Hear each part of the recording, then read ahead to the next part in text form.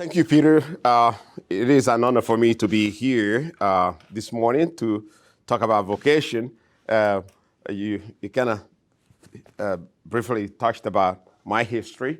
I was born and raised in Nigeria, the baby of 11th child, 10 pregnancies because my mother had a twin.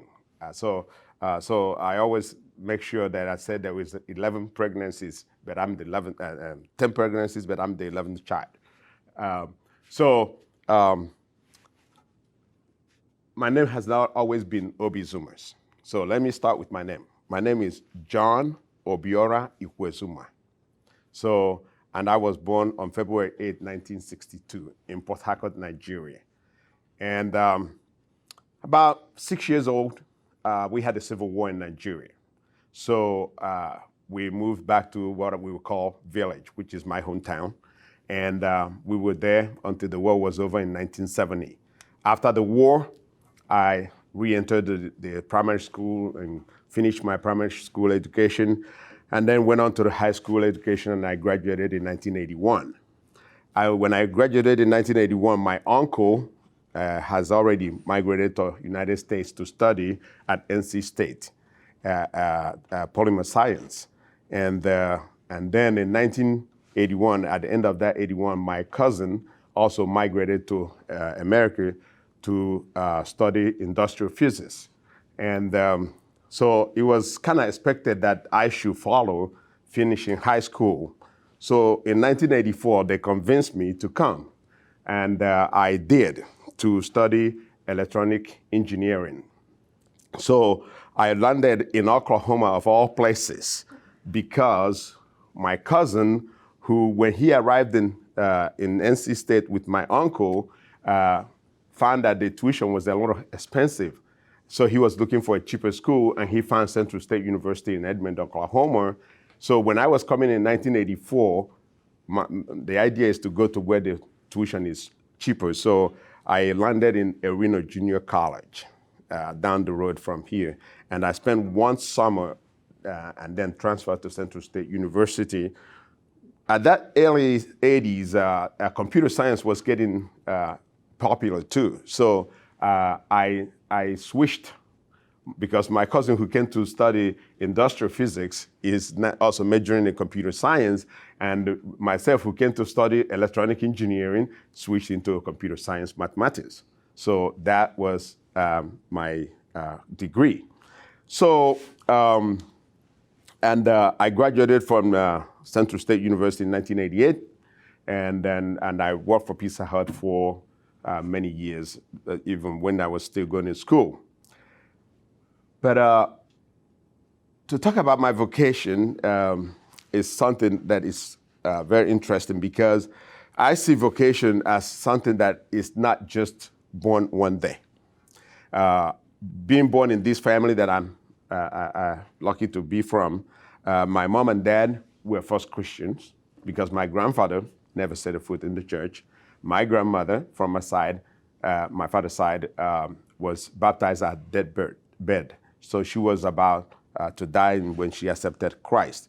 And then on my mother's side, both my grandfather and grandmother never been to church, even though my grandfather, from my mother's side, donated a piece of land for the early missionaries to establish a school and church, but he never joined one. So my parents were first Christians, and they were very faithful Christians.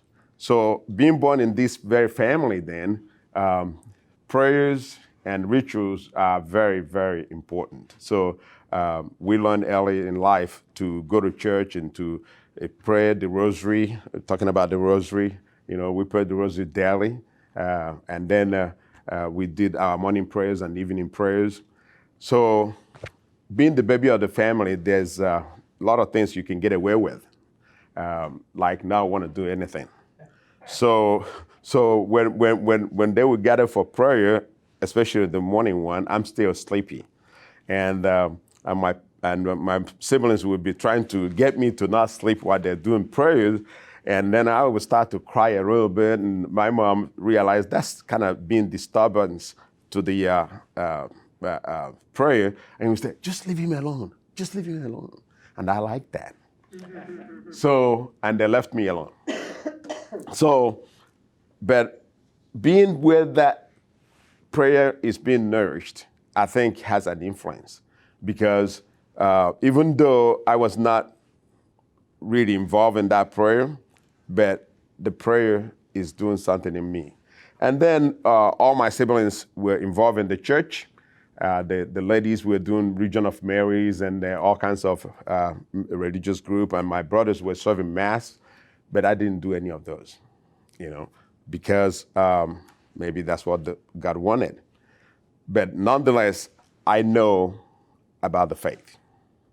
So when I left Nigeria to come to the United States, it was interesting that the child who doesn't like to pray, who was not involved in the church, now the first thing that I asked my cousin when I arrived in Edmond, Oklahoma, 305 Danforth Square apartment, was, where is the church? And they said, oh, it's down the street. And that would be St. John's Baptist in 9th and Boulevard. And we are on the Danforth, on Danforth and Boulevard. So it's really not too far. And I arrived on Thursday. So on Sunday, I wanted to go to church. And it seems like nobody wants to go to church among them. And I said to him, can you drop me off? Between his roommates, they were like, okay. So they agreed that somebody's going to go drop me off. And one of them, I heard his comment. He said, we see how long this thing is going to last, meaning going to church, So, but God has plans. I wasn't thinking priesthood. I was just thinking I need to anchor myself in something that I know that is real based on the family that I came from. My father and my mother, they were all very spiritual and very religious. So, and we were taught to pray and everything. So I thought, this is what I'm going to do. So I started doing that. So thank God, looking back now, church is not just going, it's just part of my life. So as I was, growing up then, going to school, going to church, minding my life, I never thought about being a priest. And then I graduated from the Central State University, and all my friends, because there's not that many jobs for computer science in Oklahoma at that time. I think now we have Dell computers and all that here and everything. But then there was not. So everybody was leaving town, Atlanta, Maryland, everywhere. They can find a job in computers area. For whatever reason, I didn't want to go. I was like really flat-footed. And then I stood here, started climbing up in the Pizza Hut ladder, from dishwashing to making pizzas to actually assistant manager, and then a store manager. And was doing very good, and I was really happy. And then, being at St. John's, I was involved in the church.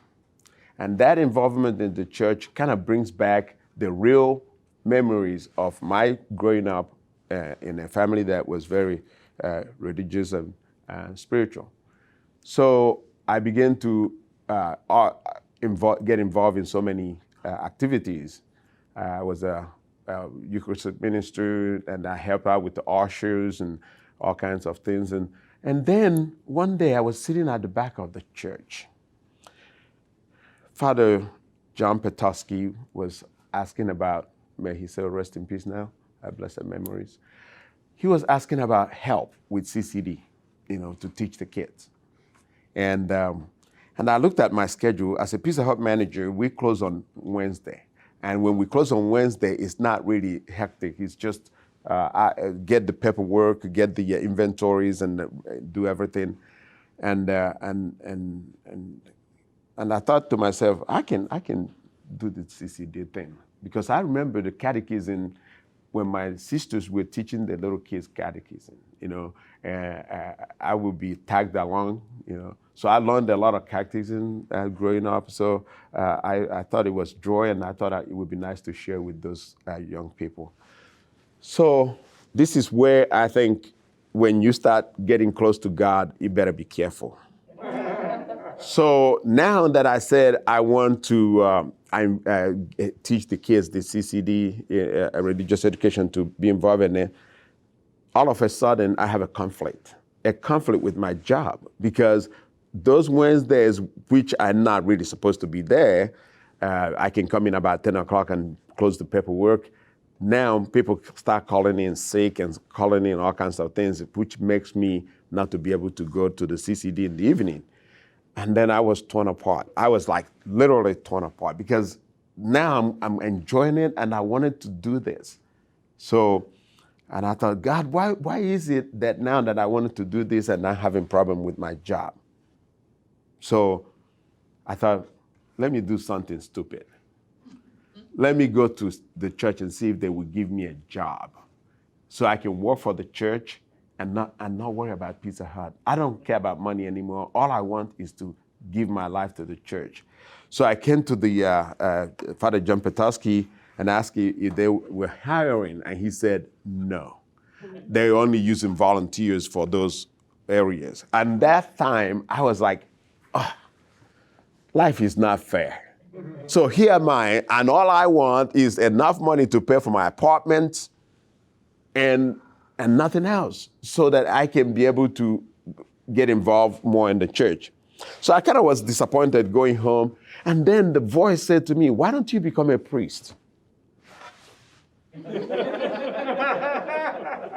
Me becoming a priest.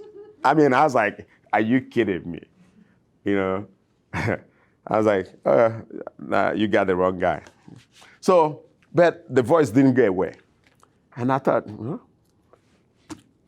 if I want to give my life to the church, what a better way to give it to the church than to be a priest, since I've already decided that I don't want to get married. And that's a different topic. So I thought about it, and then I went back to Father Petowski. And if you know Father Petowski, huge man, very, very approachable. But, you know, he doesn't like to put up something. He likes to get it done. So when I was coming out of the church and I said to Father, I would like to visit with you sometime. He said, oh, are you in a hurry now? I was like, but I mean like later on. And he said, no, I have a time between the 11:30 Mass and the next Mass, and don't worry. So we went to the office that is joined to the rectory. And I said, you know, I'm thinking about priesthood. So what does it really take to be a priest? And he asked me about my education background, and I told him that I had a bachelor's degree in computer science, mathematics, and, you know, and he said, oh, that's good. And he asked me all kinds of questions, and at the end of it, he gave me a business, one of the card, and he said, take this and go to the cathedral and talk to Father Tom Boyer, now retired. I was like, that's not really what I wanted to do. I just want to get information. I didn't want to start talking to Vocation Director. So nonetheless, I went and I spoke to Father Boyer, and he received me very well and was excited and told me, this is really wonderful. And I said, why? And he said, if you make it, you will be the first African American to be ordained in the Diocese of Oklahoma. And I wasn't thinking about that. I was just oh, okay. And then we had a good conversation. And as I was leaving, it was like something hit him. He said, let me ask you, do you owe anybody? I was like, what kind of question is that? Who in America doesn't owe anybody? You know, I have my credit cards. I have my Honda Accord that I have not paid off. You know, I bought it in 1987, brand new. I have my apartment and furniture that I got from, I saw his truck coming up here, Mattis Brothers, you know, and all kinds of gas card and everything. Who doesn't owe anybody in this country? And I said, yes, I do. He said, oh, I'm sorry. We can take you. And I was like, thank God. Because now I can say I have tried to go to seminary and they didn't take me. And so as I was going home, and then that voice came back again and said, no, you can do it. And I said, do what? Pay off your bills. I said, you kidding me? I said, yeah, pay off your bills. You can do it. Oh my God. So I came back and I said, okay, the first thing if I'm going to pay off the bill is to know how much I really owe. So I took a list and wrote down every penny that I owe everybody. And then I looked at it. It was not pretty. About $33,000. And I said to myself, that's not possible. And the voice said, yes, it's possible. Because I have my album that I wanted to show you, but because of COVID, I think it would not be appropriate, But I was living good life. I go to Whispering Mall every weekend or somewhere house on the May Avenue, looking for new releases of music because I'm very, very good. I love music. And I'm spending my money carelessly, but I didn't know that. So when I was challenged to think about it, I looked at all the money that I'm spending, and I thought, if I don't spend any more dime, I was making good money at Pizza Hut. I can pay my bills. So that's when I bent down, stopped shopping, stopped wasting my money. And actually, sometimes I eat at Pizza Hut 3 times a day so that I don't eat outside. And in 6 months, I paid off the $33,000. And that was the first clue and sign for me that maybe, only maybe, that God is involved in this thing. So after I finished paying the bills, then I went back again. This time, John Mexinger is the Vocation Director. And I met with him and we talked and everything. And I remember my store was here on the corner of Britain and Rockwell. So I delivered pizza here for Archbishop. He had a meeting with some of the nuns. I don't know who they are then. And after we finished, Archbishop Bertrand, I told him, I said, I'm thinking about going to the seminary. He said, oh, that's good, And he asked me how old I am, and I told him, and he said, man, you old. So we got to get you in there, And I was like, okay, but I've already applied. It's you guys who's waiting. So finally, I got a phone call from John, and they did the psychological testing and everything. And then on 2nd of January 1995, I was asked to go to seminary, Indiana. And I was excited, but I also had a mixed feelings because some of my friends, we have come together and had a ticket to go to Las Vegas. And as we were getting ready to go to that Vegas, this phone call came in. So go to Vegas, go to seminary. So I tried to get rid of the ticket and I couldn't. And I thought, you know what? I'm just gonna go to Vegas because they say whatever happens in Vegas stays in Vegas. So I went to Vegas and it was very successful Vegas because all the money that I took with me was about $500. We had a chartered plane here that is about 230, hotels, everything included. So I took another 270 for gambling, and I came back with 2,500.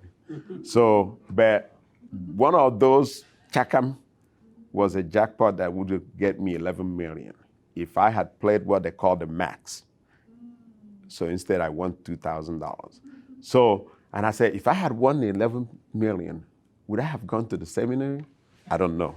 That's another topic.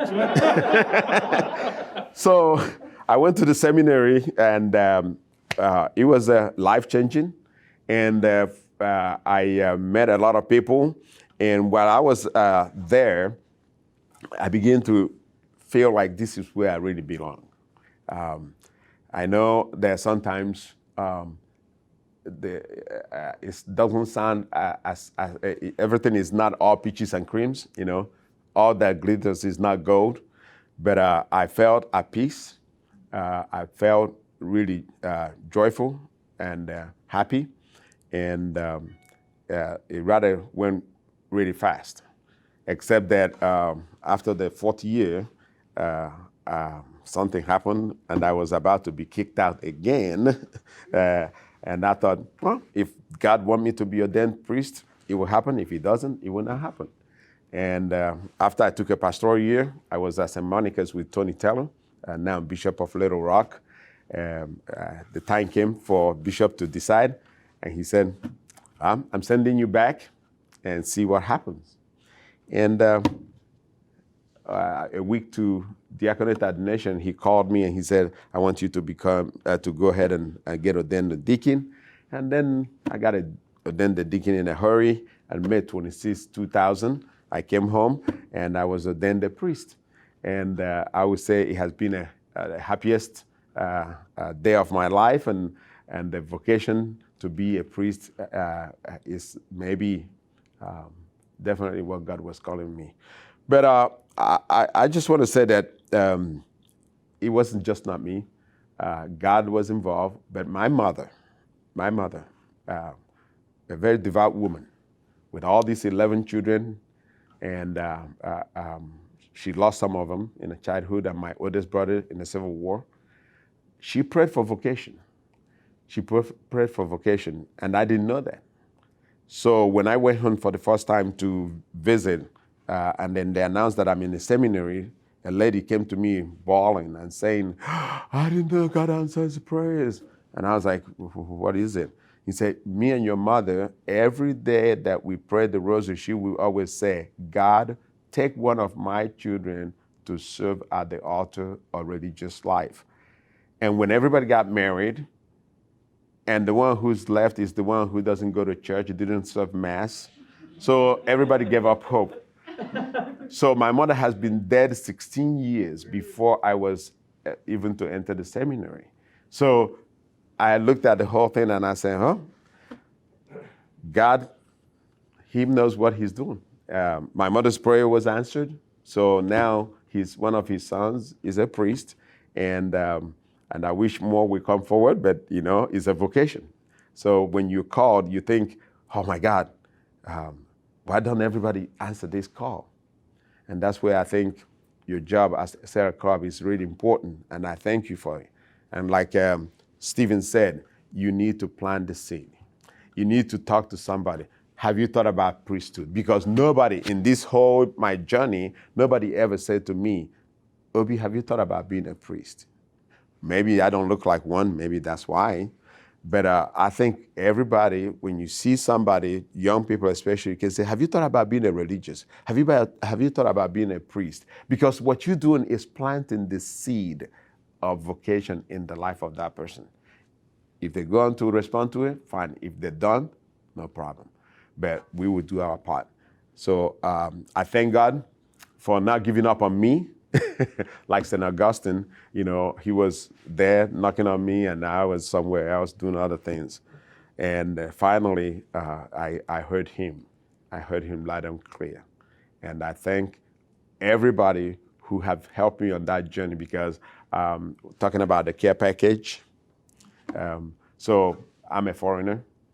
I don't have really a lot of people. So I arrived in St. Manuel, Indiana, and then all of a sudden, there was all kinds of letters and care packages and cookies and everything that was left at the door of my room. And I was like, who's doing this? And then he says, love you, Pat. And I have a classmate who is Pat. And I said to him, did you leave this thing for me? He said, no. I was getting nervous, So finally, I found out that Pat is St. Patrick's Church in Oklahoma City here, and St. Patrick's in Anadarko. So the two St. Patrick's were very, very involved in my life as a seminarian. So they were writing me, they were sending me care packages. So that's how I knew Father Benzolo, Father Mike Willingham, because they were the pastors at those two parishes at that time. And I appreciate the concern and the contact they kept with the little kids, sending letters, and also my home parish of St. John's, and then my adopted parish of St. Monica's, because I did a pastoral year there. So I think it's important to the work that you do at Serra Club, not only to pray, not only to give your financial support, but also to ask people, have you thought about being a priest? Have you thought about being a nun? I think it will make a difference in that person's life. I know we have to go to daily mass right now, but do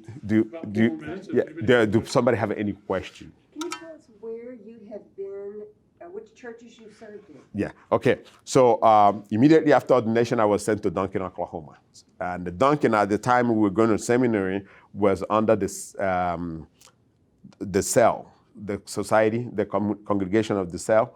And so we were not really in contact with them, but something happened terrible. You all know that pre-scandal that we had. And we took back Duncan. So that was my first assignment. I was there 2 years.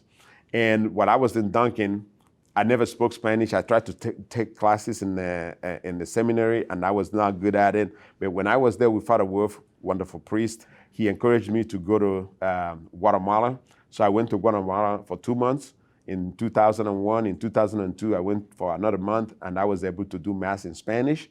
And then I get transferred to St. Charles in Oklahoma City with Father Gallatin, who just passed away a couple of years. And then I didn't use my Spanish. And everybody was saying, when are you going to do Mass in Spanish? And I said, I'm not a pastor. So finally, Father gave an opportunity for me to celebrate Mass in Spanish. And then I realized that I cannot pastor to people in Spanish because I can do Mass, but I cannot do counseling or talk like I'm talking to you now.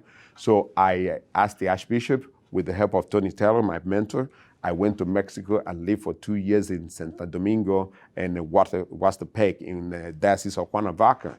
So that's where I perfected my Spanish. So I'm fluent in Spanish right now. And I came back from that 2 years tour of Mexico, Guatemala, Cuernavaca, and I've been assigned in Holy Cross Catholic Church in Medina, Oklahoma, with a mission in Marietta. And I've been there over 13 years now, who knows when I'm going to come out of there. So my 4 assignments: Duncan, St. Charles, Santo Domingo, and the Holy Cross.